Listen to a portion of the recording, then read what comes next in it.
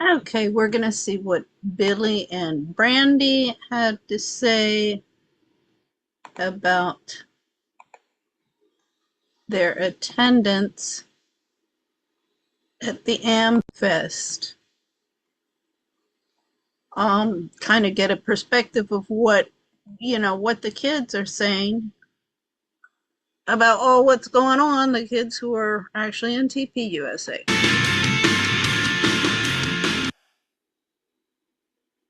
Volunteers with the Rise branch of TPUSA. So we wanted to ask you guys, how do you feel the Charlie Kirk investigation is going? Do you believe what the mainstream media and what the government are saying, or what is your opinion on what's going on? Me personally, I don't trust the government. They've lied to us countless times and countless times again and again. Like, it just took them a whole year to release the Jeffrey Epstein clips. We can just go on from the Kennedy to Martin Luther King. There's so much the government's lied about us. So I do not believe that they have full authority or control over the Charlie Kirk's murder investigation. I agree with you. Do you guys have a comment on that? I kind of think the same thing. I do think that Candace is trying to uncover a lot, and I didn't agree with her at first, but we've been listening to it in our hotel room, and it's kind of like, it's kind of clicking, it's kind of making sense. So I don't really have an opinion on which one I believe in more, but I'm definitely leaning towards Candace's, and we're definitely doing more research about his whole death and assassination. We love to hear that because we love Candace. We think she's speaking the truth. We've been listening a lot, and just right off the bat, you're like, all right, something's not right. The pieces aren't coming together. It just everything from the camera angles that people were seeing, to the outfit changes that were kind of weird. Everything was kind of just not feeling right. I just don't trust it. Especially working under the impression that he was acting alone. Mm-hmm. I don't really buy it. Yeah, I think when you have a high profile assassination or even assassination attempt and there's automatically a story about it the very next day, you can't just do that, especially with something so big like that. The fact that people weren't even willing to go into depth. A lot of people, I think, they got the story they wanted to hear and it was the easiest thing and they just took the ball and ran with it. And I think, shout out to Candace because it took a lot of balls, I'm going to be honest, to actually go in depth and uncover it when everyone else is kind of just running with the mainstream story. And I don't trust the mainstream story at all, especially with a high profile assassination. Even if it does end up being the story they've been telling us ends up being true, which I'm willing to believe that after there's been a thorough, completely open, unreleased investigation about it. But until that happens, I'm not going to believe just what they say. I agree completely with that. And I wanted to ask you guys, how do you feel about Deverian? You first. How do you feel about Israel? I think our government spends too much money on Israel and giving Israel $58 billion when we can't take care of our own homeless veterans and people and healthcare down here. I think we have a lot of politicians who are actively being bought and paid for by AIPAC. And our government or somebody has to do something about it because AIPAC actually controls both sides of our political party. They donate $100,000 to even state races. It's just insane what they do. The amount of power that they have in our government is insane.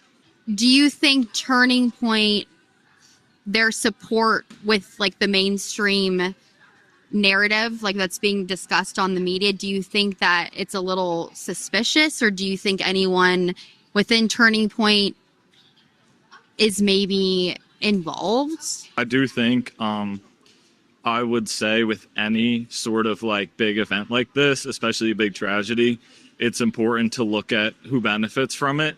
And that's a pretty good way to figure out, basically who would be very happy that this tragedy happened or who is put in a position of power now that this tragedy has happened. And I think those are the people you should probably look at first when doing investigation, whether that is people involved with TPUSA or not.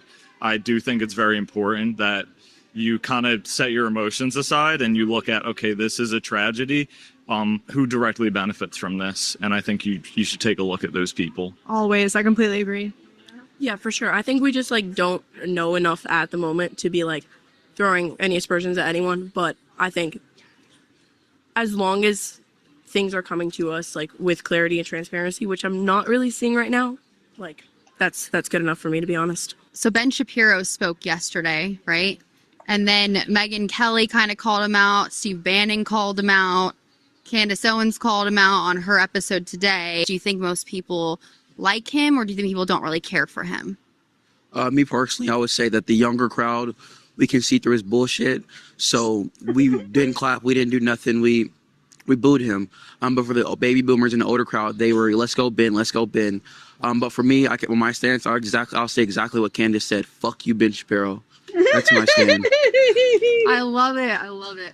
What about you? The whole point of like Turning Point is to bring people together, whether you agree on everything or don't agree on everything. And I honestly think it was really disrespectful to the Kirk family and to Charlie Kirk's legacy to go out there and divide everyone when the whole point of bringing everyone together in this festival is to unite us, regardless of what we believe in, and to have a civil conversation. So him not having any civil conversation and just shitting on people in front of 30,000 people, disrespectful to Turning Point, to Charlie, to his family. Like, it's just disrespectful in general. Yeah. Okay. You want to state your opinion too? Yeah, like first of all, Candace isn't there, so I don't know why we're talking shit about her at AmFest. Mm-hmm. But also, like, especially with Tucker Carlson talking right after you, no need.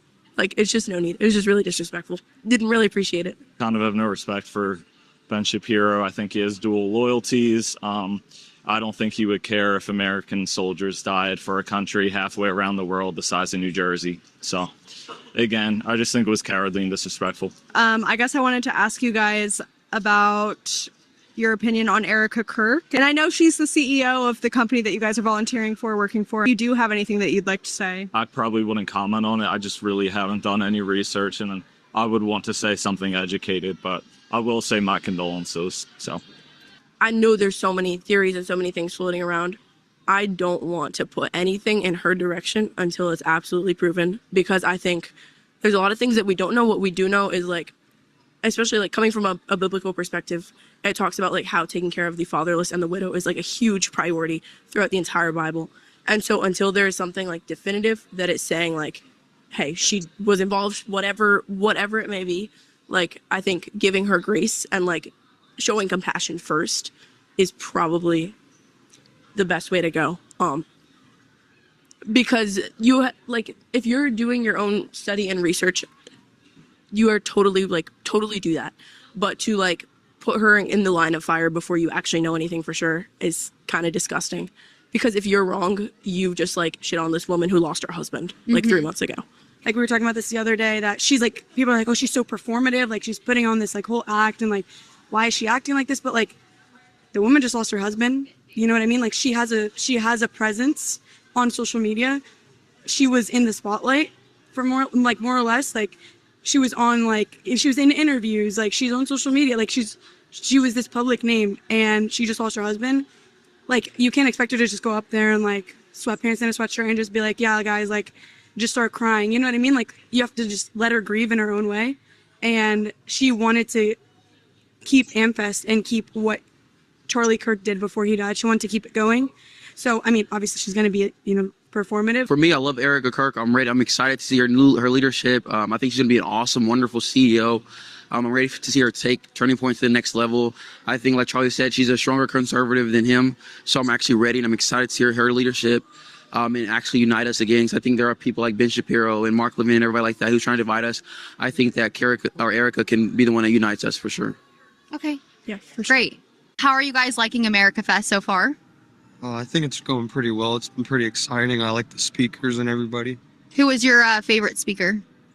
Probably his name's James O'Keefe, right? Yeah. James O'Keefe. James O'Keefe. Yeah, he's great. So I wanted to ask you guys, what is your opinion on how the Charlie Kirk investigation is going? Honestly, I haven't really heard much about it. Like, I heard they caught like the suspect a while ago, and that's all I've heard. What's your opinion on it? I mean, I wish that there was more transparency, but a part of me also has to respect and appreciate that there needs to be discretion to make sure that things are not being stained, or, that they can keep everything pure and be able to keep the jury from being too biased on everything. So I don't know. I'm pretty torn about it. How do you feel about Candace Owens' opinion? And then you have what the government saying, what the media is saying. What's your opinion on Candace's take? I can appreciate that she has an opinion. She's more privy to things, obviously, than I would be, or, just the general public who loves and appreciates Charlie Kirk and the entire conservative movement. But I do think that there's a time and a place. And sometimes it's not what you say, it's how you say it. And, someone who does have a very personal connection with Turning Point and with Charlie Kirk, I think that, just listen to your heart, listen to what God is telling you, and just, be respectful and loving and kind in all ways that you can. And I wish that she would lean into that part a little bit more. Okay. Yeah. I think she And has. so, I don't know if you follow Megyn Kelly. Very much. I was just listening I, to her. I love Megyn Kelly.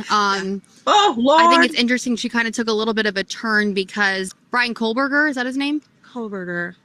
I'm not up At to the date. college. Oh, okay. So she was covering that case significantly before he was convicted. But now she is saying, oh, we shouldn't be covering the Charlie Kirk case and talking about it because it's going to taint the jury pool. But yet she was talking about the other case before he even was convicted. So what's your opinion on her swap on that? I think that is definitely important to bring up because I thought the same thing, that it was odd, that there's obviously, they should be treated the same in some regard. The only difference I would probably say is that, with Charlie Kirk, it felt more personal to more people, that it's something that has had a massive impact on in the whole world. The whole world, where every violent act is sad and should be condemned. But this one it hits home for so many people in a very personal way, whether we knew Charlie or not, which we didn't. But to broadcast every detail of his, I think it's going to cause some harm in the investigation process, and we need to allow for, the investigators and the, criminal attorneys and everything to do their job without having to worry about, well, let's make sure that the public knows every minor detail about this. We all would love to know, but I'm also, part of me is okay knowing when it's all said and done too. And do you trust the government and our mainstream media to tell us the truth? That's a tricky question. No, not really.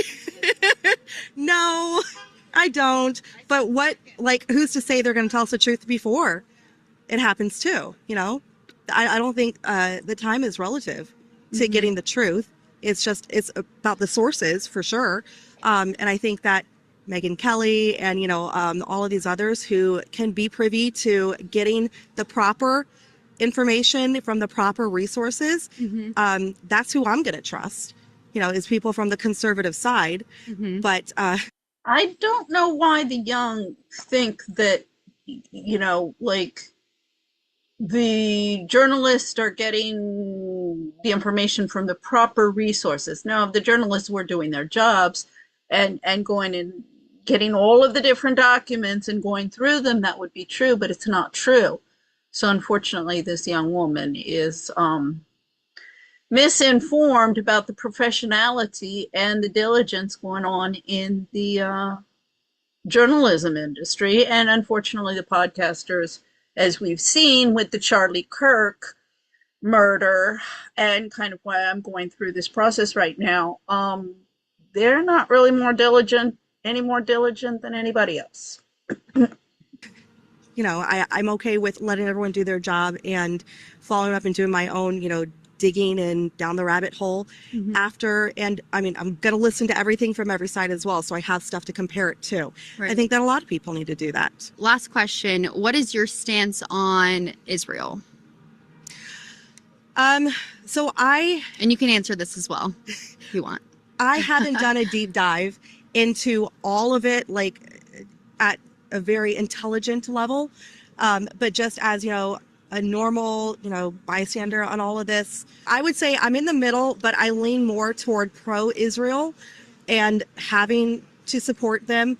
I'm not in favor of being part of any foreign wars, but I do believe that in any capacity that we are capable of that still protects the American people and our resources, I think that we need to at least align ourselves with Israel. I am a Christian.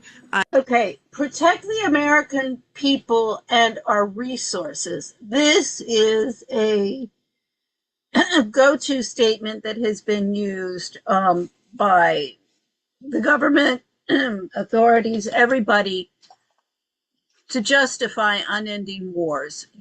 This is not protecting the American people. Nobody is trying to come into American borders.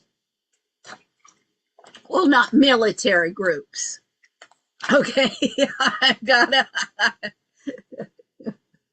not a military army at the front, at the border, trying to invade with guns and everything like this. Yes, we have terrorist cells invading, and that is really basically why we can claim this is a state of war, which kind of changes the whole ballgame with the Enemy Alien Act. But no, we don't. This is precisely it. We don't have soldiers at the borders, military of the Latinos with their tanks and their guns trying to invade the United States in the old style, if you will, the thinking of an invasion of the United States. What we've had, and the Americans shot themselves in the head, that this is, the Republicans have wanted it. Liberal immigration policy because it gives them cheap labor here. The Democrats have wanted it because it gives them votes. So everybody has created their own frickin' cesspool. So, it's everybody's fault. But this whole thing, protecting the American people and our resources. No, oh, Lordy Lord, little girl. Look at what the Fed is doing, the central bank. Our resources are not being protected, and they're all screwing you over. You kids, the kids this age, they're fucked. I, know that that's where Jesus came from, and I want to protect the homeland, so to speak, and make sure that, it stays intact and it is sacred. But, we just, again, there's protecting the homeland is protecting the Anglo culture upon which we were built. The Puritan, the English Puritan values and principles and worth ethics that brought the original settlers to the United States. That's what was what made the American, the America the Great, that everybody envied the Americans because they were efficient, they were hardworking, they were honest, for the most part. Get your robber barons out of there, but the people were hardworking, honest people, and that has changed. And that is in part because all of the English descendants of my family as part have become fat, lazy, and stupid. And then all of the immigrants are just like, well, it's just like if you arrive at somebody's house and they got free food, free drink, stay as long as you want, everything's for free, come on in, and everybody's having a party and trashing the place. And then the owners are like, well, wait a second, we're getting upset that our place is being trashed. Well, you're the one who created the situation. Get your shit together. And I'm talking about the people. I'm not talking about these assholes in Washington. So just a proper way to do things. And at a certain point, you also have to make sure that we're protecting our resources and everything. So I don't know, maybe with Trump's tariffs and everything, we'll have enough resources to, take care of things properly. But I wouldn't say let's not have a relationship with them. I think we need to maintain a good standing relationship with Israel. Okay. Do you think that Benjamin Netanyahu is committing a genocide in Gaza? No. Genocide? when it's a war, I don't think those go together, right? Like, Your opinion, yeah. We're yeah, just asking. I don't think so. And what's your thoughts on Genocide and war don't go together? Well, what's happened to our young? it? Pretty much new to all this, to be honest. So I don't feel like I can answer it like thoroughly. Okay, so how old are you? I'm only 17. Oh, I love that you're here. So you brought your son. 17. So you're kind of just getting involved in politics. So I love that. I love like the younger generation is coming and they're getting more passionate about what's going on in the world. So that's great. Just keep learning. Not to pressure you to ask you difficult questions. Well, thank you guys. Is there anything else you guys would like to say or? Well, thank you for having us on the podcast. You're welcome. Apparently Turning Point's being attacked, unfortunately, even after Charlie's death, which is very unfortunate. So that's actually what our YouTube is about. We're kind of like we started it about the Charlie Kirk investigation. Do you have any opinions about people like Candace Owens, what she's saying? I mean, I don't like what Candace Owens is doing, and not that I am against asking questions. I believe in asking questions, but I believe in innocent until proven guilty. And if there's any, I mean, even if there is suspicions, I have not seen any hardcore evidence of what she's saying. And I just think it's appalling that Turning Point is having to deal with this after dealing with Charlie Kirk's death. I think that they're trying to promote what Charlie's doing. I think they are, or trying to finish or to continue what Charlie started.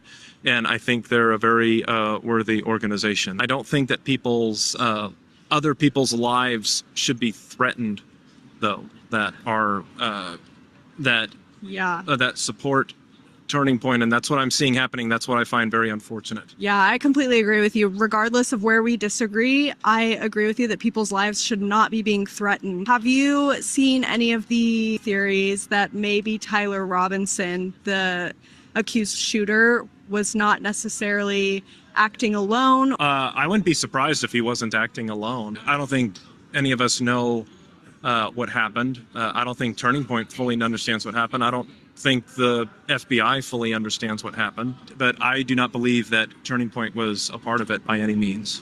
And I do not believe that Erica Kirk was a part of it by any means. There's hatred against Christianity. That's the reason why Charlie was killed. But there's also hatred against Israel, and Turning Point supports Israel. So, I mean, at least that's what it seems like to me. Again, ask questions, but don't threaten people's lives. And people's lives are being threatened by what Candace is doing. Okay, so I just want to clarify. You are okay with what Candace is doing, which is asking questions, because she's not threatening anybody's lives. And correct me if I'm wrong, you're just not okay with people reacting to Candace's claims and then threatening lives. She never necessarily is like, I know this for a fact, unless she does have proof. Well, she is accusing Turning Point when I don't see any evidence. I mean, have you seen any evidence that Turning Point's a part of anything? I mean, I don't see any. Yes. Have you watched any of Candace's full videos since she started her series on this? I've seen clips of things that she said. The texts from 2 days before Charlie was assassinated saying that he was going to be leaving the pro-Israel cause. Have you seen those? Yes, I've seen that. So look, I think there's a lot of misunderstanding. So I support Israel, but I do not support everything that Israel does. Okay, like I'm a conservative. Now that does not mean that when a Democrat is in power that I no longer support America. When Barack Obama was president, when Joe Biden was president, I still supported America, but I didn't support anything that they were doing. Well, at least not 99.9% of what they were doing. I see a lot of confusion saying that if you support Israel, then you support everything that they're doing, which I do not. And from my interpretation of Charlie, he had a very similar view where just because he supported the Jewish nation doesn't mean that he supported everything that they were doing. And he did write a letter to Benjamin Netanyahu trying to say that he should explain his side. I believe it was like in April or May. I think what Charlie believed is that the pro-Jewish side was not communicating their side very well. But I believe he supported Israel. I don't believe those texts mean that he did not support Israel.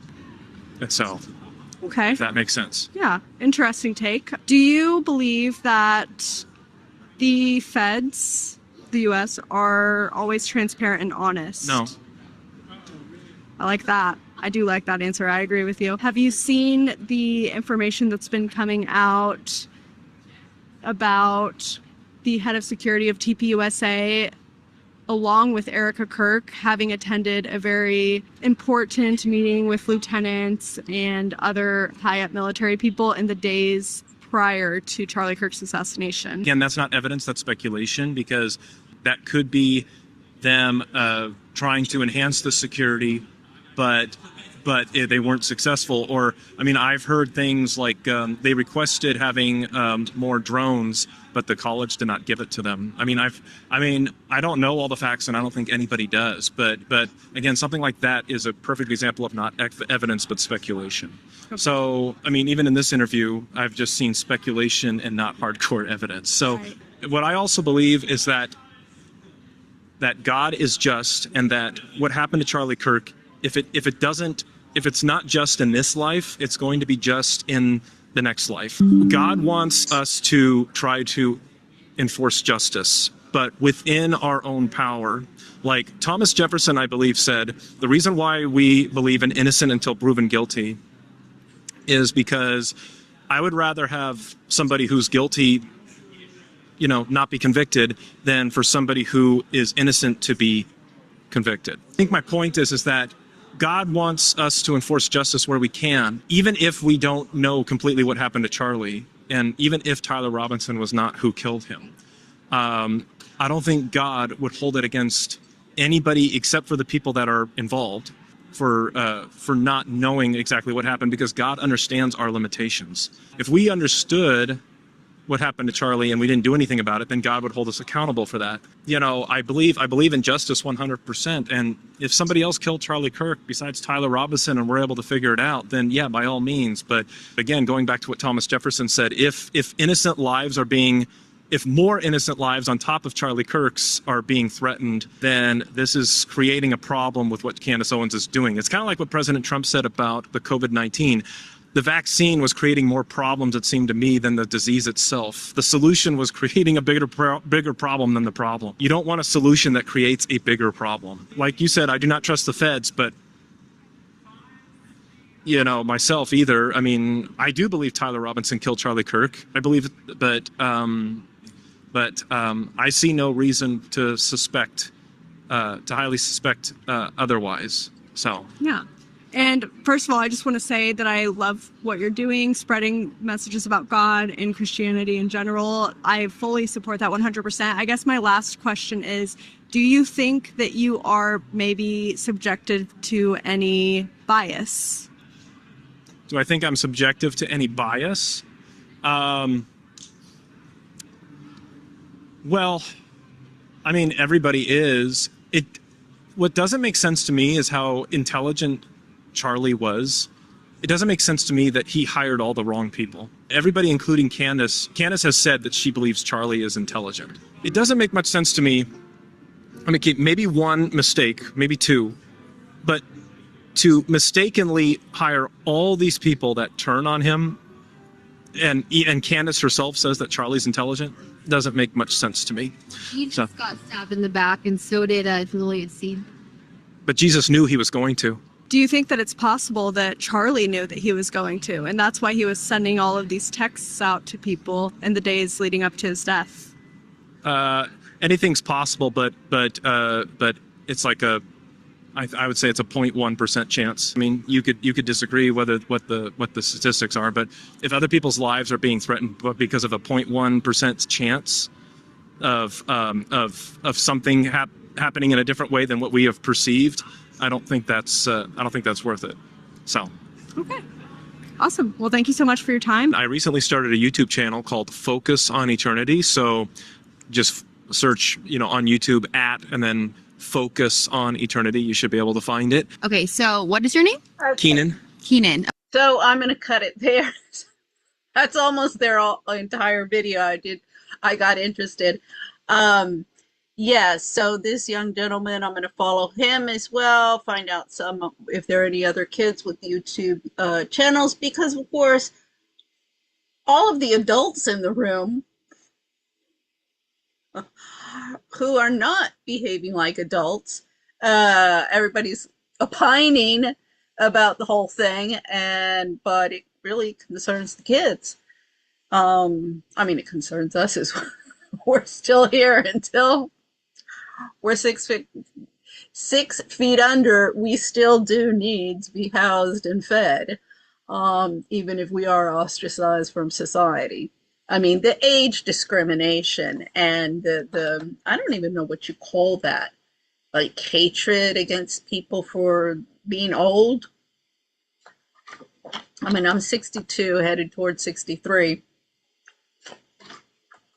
And yeah, while I feel the years on one side, I still am no different than I was when I was 20 years old.